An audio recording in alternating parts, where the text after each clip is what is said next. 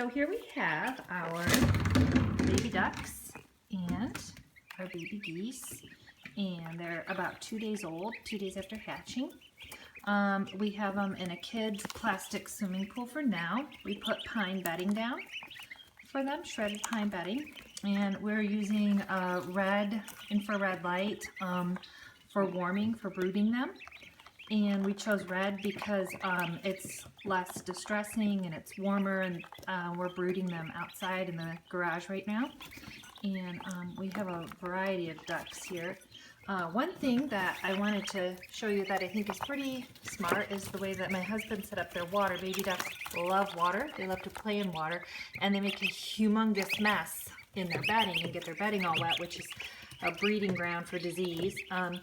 So right now, while they're still too little to actually swim in the water, and all they want to do is play in it and kick it all over, we prefer to keep them out of it. But they need access to water. They've got to be able to dip their beaks fully in it to rinse out their beak nostrils every time they eat. So my husband got these plastic containers and just cut holes big enough for their heads, but they can't submerge their body in it and play. Ducklings are notorious for wanting to play in everything and make a big mess. So you can see that they have the opportunity now to rinse their bill thoroughly and even maybe dunk a foot in, but they can't get in there and dig all the water out and make a big mess.